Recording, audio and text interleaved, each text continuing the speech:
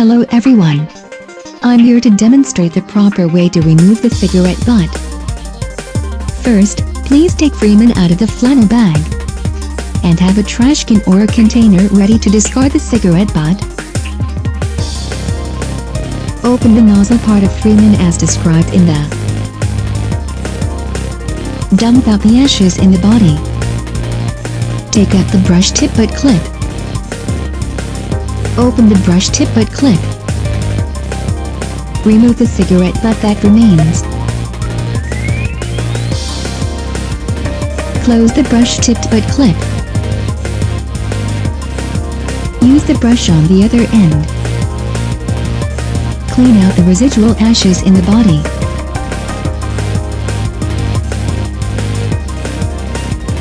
Join the nozzle and body.